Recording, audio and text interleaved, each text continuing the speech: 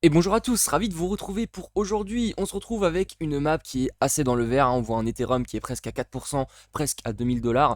Évidemment, pourquoi Ethereum continue de monter à ce point? Parce qu'on va voir la transition en septembre. Donc ça, il va falloir suivre de près parce que ça peut impacter l'ensemble de l'écosystème crypto. On a le Bitcoin qui est à 24 400 $, presque à 24 500. Lui, il va continuer de monter également. On va voir ça dans un instant et ça commence maintenant.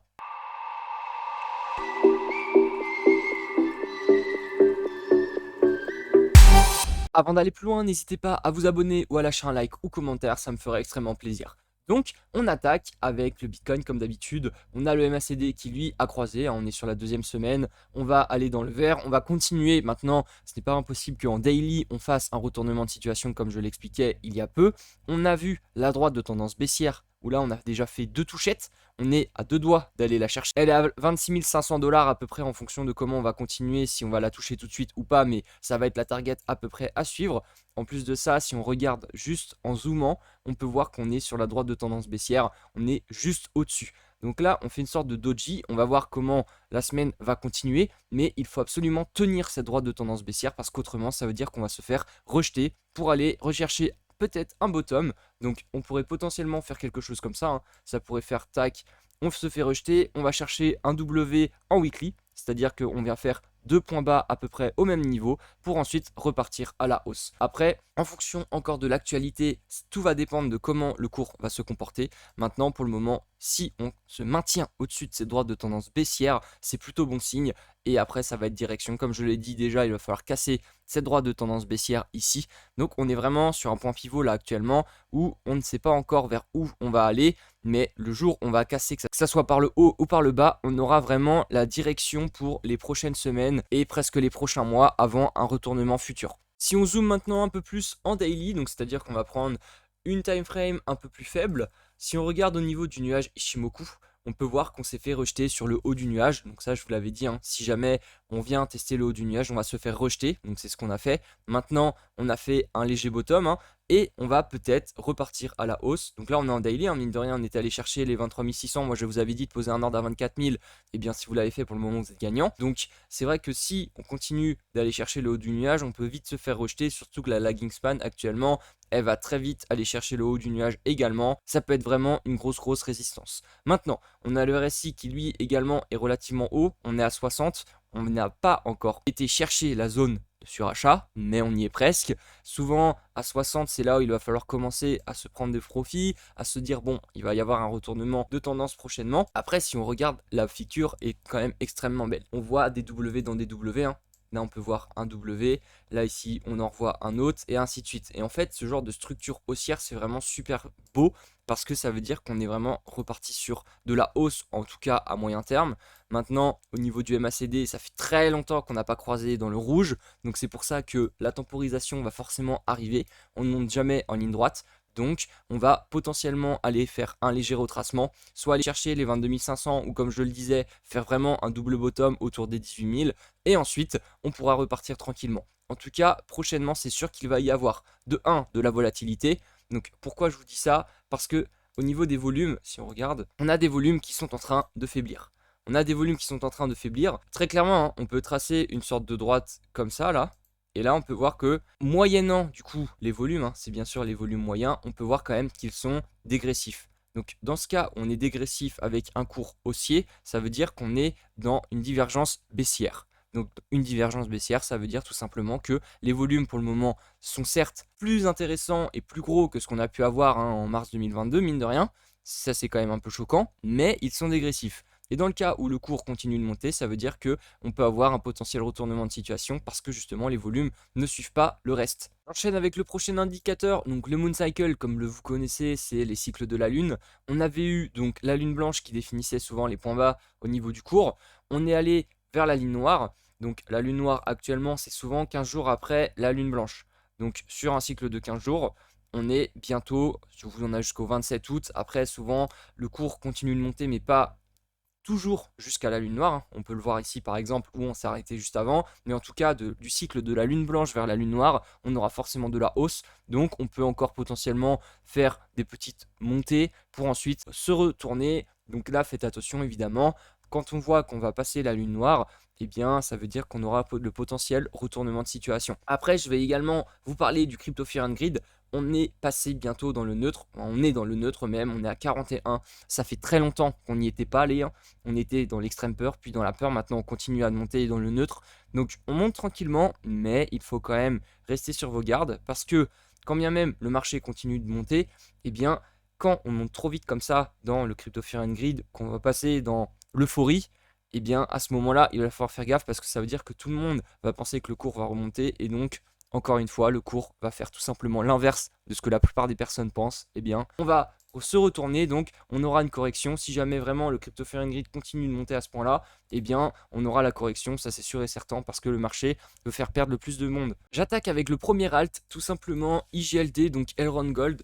Pourquoi je vous le passe? Parce que ça fait un moment que je ne vous l'avais pas passé, et en même temps, quand on regarde sa figure aujourd'hui, en fait, je ne pouvais que vous le passer. Pourquoi?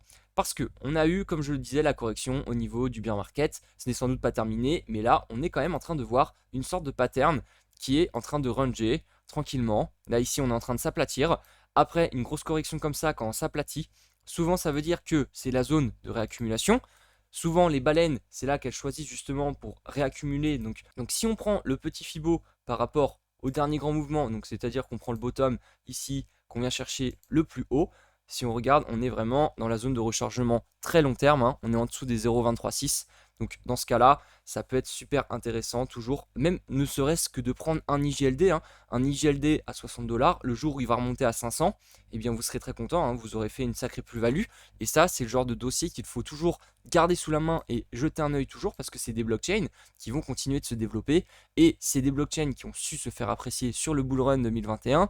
Eh bien, si le développement continue encore une fois, il n'y aura pas de problème sur le prochain cycle. Tout comme Matic, tout comme toutes les blockchains que je vous passe actuellement. Parce qu'en fait, avec la merge notamment du Ethereum vers la transition 2.0, en fait, il y aura forcément des problèmes, hein, parce qu'on le sait très bien, la technologie, tout ne marche pas d'un coup au premier abord, il y aura forcément des bugs. Maintenant, je ne dis pas que justement c'est une super bonne idée, hein, de transiter Ethereum du Proof of Work vers le Proof of Stake. Maintenant, il y aura forcément des soucis, donc les personnes vont avoir tendance à passer sur des blockchains alternatives, des Layer 2, même des Layer 3 en fonction de certaines blockchains.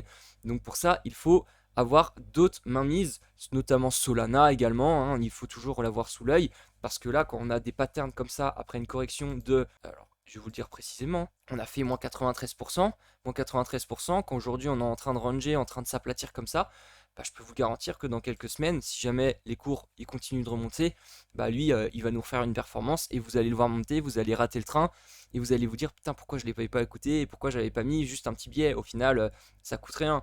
C'est vrai que bon, pour 60 balles, aller chercher potentiellement sur le prochain cycle un 400, 450, mais déjà ne serait-ce même là, hein, si on fait un 50 pour aller chercher la prochaine résistance qui est autour des 200 $, vous faites un x4. Donc à vous de voir. Et pour terminer, je vous passe Akala. Donc je vous ai passé ce dossier tout simplement parce que il y a quand même quelques informations à connaître sur ce dossier. Dernièrement, il y a eu un hack sur Akala, ou plutôt tout simplement son stablecoin décentralisé, hein, un peu comme Luna qui avait l'UST, le Akala avait son AUSD il me semble, un truc comme ça, et en fait ils se sont fait hacker parce qu'il y avait une erreur dans le protocole, ils ont généré des millions d'USD et forcément le market cap est tombé avec son prix.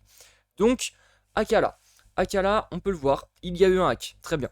Maintenant, on peut voir que le cours a également chuté, comme on l'a vu avec IGLD à l'instant, de je ne sais combien de pourcents. Je ne vais pas vous le faire, c'est souvent à moins 95%, au moins, à vue d'œil. Ensuite, on est en train de temporiser de ranger. Donc là, on est en train de s'aplatir. On est autour des 0,27 $. Et donc dans ce cas-là, lorsqu'on a un hack comme ça, lorsque on a eu un élément, une crypto qui s'est lancée en plein bull run, ça veut dire qu'il n'a pas fait vraiment son bull run. Lui, Akala, il est sorti avec les parachains sur Polkadot. Donc c'est sorti en plein novembre 2021, octobre 2021, c'est là où les enchères ont commencé. Donc pour vous dire que au final, il est arrivé à la fin du cycle. Donc ce genre de crypto, ils n'ont pas fait encore de cycle. Donc c'est celle-là qu'il va falloir aussi regarder également pour le prochain cycle. Là, il y a eu un hack. Donc il faut attendre un petit peu, hein, bien sûr, il faut temporiser, il faut se dire ok, comment ça va s'avancer maintenant, comment est-ce que le cours va se comporter, est-ce que justement la technologie va continuer de se développer, est-ce que les personnes vont continuer d'être derrière ce projet. Si on voit que le projet, lui, il ne fait plus rien, il meurt tranquillement, il continue d'aller vers zéro, ok. Mais si on se maintient à ce niveau de prix là, c'est-à-dire que là, on continue de ranger, on continue d'être tranquille, de se stabiliser, mais qu'il n'y a pas de prix descendant vers, je sais pas, 0,10, 0,000, à ce moment-là, honnêtement, je peux vous garantir que ce sera une super opportunité. Pourquoi? Parce que, je vais reprendre l'exemple bête de Cardano. Cardano, en 2018, avait fait moins 98%. Je trouve pas, Ada, il est où? Ada, il est là. Il avait fait moins 98% en 2018. Donc là, vous voyez, on se prend moins 98%, et là, on voit, on fait plus rien. On fait plus rien, mais on ne tend pas vers zéro. C'est-à-dire que là, on continue, il y a des petits sauts de temps en temps, tac tac, on continue de ranger tranquillement, paf paf paf paf, mais on ne tend pas vers zéro. Et donc ça, c'est la même chose que Akala. Akala, on a eu un hack, très bien. Il y a eu des blockchains et énormément de cryptos qui ont eu des hacks qui se sont relevés derrière. Donc c'est pour ça qu'il ne faut pas non plus se dire que là, la crypto, elle est morte parce qu'il y a eu un hack. Non, c'était juste encore un stablecoin décentralisé qui effectivement a pris un peu la sauce. Mais en même temps, actuellement, les stablecoins décentralisés, je crois que tous les stablecoins, ils ont pris la sauce, hein, très clairement, avec ce qui s'est passé avec l'UST. Je pense qu'il y a beaucoup de baleines qui ont fait en sorte de tuer beaucoup de stablecoins décentralisés. Maintenant, Akala, pour autant, ce n'est pas fini. Donc, c'est pour ça qu'il faut le regarder. Si il continue dans cette figure chartique, voilà, on n'a pas vraiment d'analyse à faire, hein, parce que c'est vrai qu'il est sorti il y a peu, on n'a pas assez d'historique. Bon, voilà, on est en janvier 2022. Bon, avec les enchères qui étaient en novembre, le temps que le token sorte, etc., il nous a fait une petite perf, hein, mine de rien quand même, hein. Je crois qu'il avait été listé, ouais, 0,85, il me semblait que c'était plus 1 $. Et ensuite, on est monté jusqu'à, il me semble, autour des 5, c'est ça, 4,50. Donc, c'est vrai que ce token là, il faut le garder et peut-être en avoir un petit peu en portefeuille. Si jamais on continue comme ça, honnêtement, il n'y a rien à perdre, hein. Dans le pire des cas, c'est vrai que vous auriez peut-être perdu 50 ou 100 balles, mais dans le meilleur des cas, là, franchement, il y a un potentiel x10, voire plus à se faire. Et voilà, c'est terminé pour aujourd'hui. J'espère que ça vous aura plu encore une fois. J'essaye de vous sortir vraiment des informations intéressantes et pertinentes pour ce bear market, pour que vous puissiez apprendre encore plus avec moi sur certaines choses, sur certains points, que vous puissiez évoluer par la suite par vous-même. Je vous dis ciao ciao et à la prochaine.